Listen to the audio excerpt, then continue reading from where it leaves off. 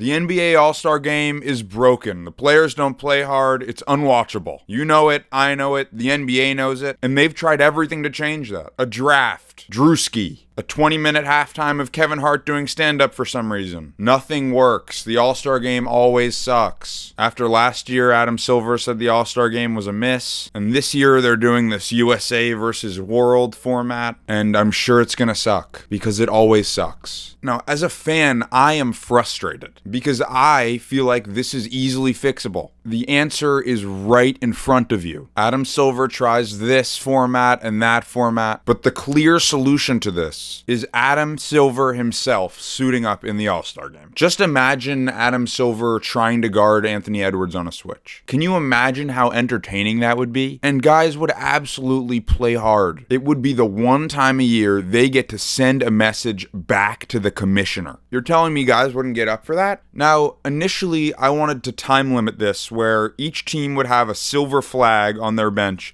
and when they waved that flag, Adam Silver would have to play 5 minutes on the opposing team, and they could just hunt Adam Silver possession after possession. I think there could be some cool strategy stuff with where you play it. It's probably better to go second because his knees probably don't hold up as well. But then I realized there's a problem with this format, which is that we want to cut down on load management. If Adam Silver is going to say that load management is going too far, he needs to set an example. So the second version of this idea was that Adam Silver would play 40 minutes, 20 minutes for each team. He would get relentlessly hunted, absolutely dominated for 40 minutes.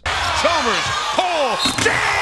The problem, I think, with this is it almost wouldn't even be fun to watch after a while. So I went back to the drawing board and I thought about a concept that a lot of people have suggested for fixing the All-Star Game, which is a 1v1 tournament. Now, I think a 1v1 tournament is a good idea. I think it would be super entertaining. We would get some really cool matchups, just a fun time. Unrivaled is doing it and that's super fun. But the problem with it is that nobody would do it. There is so much fear in the NBA. Guys won't even enter the dunk contest anymore. There's no way that people would put their pride on the line for this. There's just no incentive for stars. They have enough money. That's not going to do it. But I figured it out. The perfect incentive. If you win the 1v1 tournament, you get to play Adam Silver in a game to 21. If you win this game, you can't be suspended or fined for anything done before the next All-Star Game. It's like the Purge. 1 year where you can do anything. Just think about how much this would motivate guys. Anthony Edwards wouldn't get any cursing fines. James Harden could take games off. Kawhi could plant his trees. And Kyrie Irving, who would dominate in this anyway, would probably want his revenge for like the vaccination stuff, I guess. He'd be motivated. These are just 4 of many. You can do whatever you want for a year. Now, I think to open this tournament, there's a 1v1 match between Adam Silver and Jake from State Farm, just to open us up, see how Adam Silver's knees are doing. And then we'd get into the tournament. My prediction for this hypothetical tournament, and of course, it's a hard prediction to make because there are so many amazing one-on-one players in the league that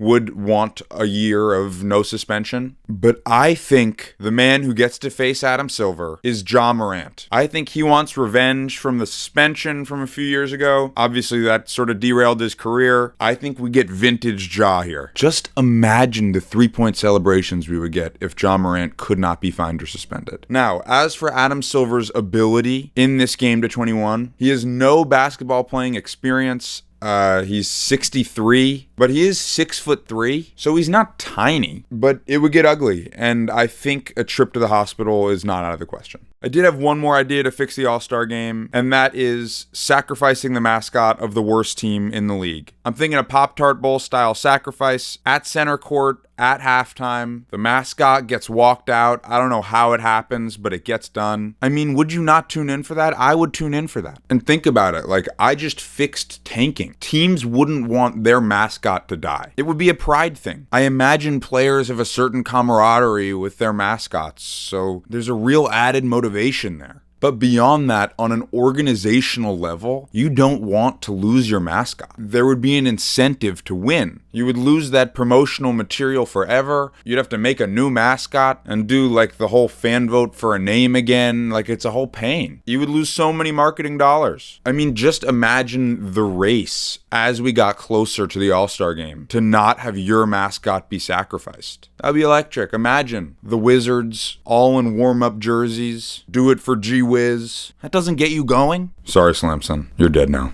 Goodbye, and thank you for watching, and thank you for all the love on the Super Bowl video. Subscribe.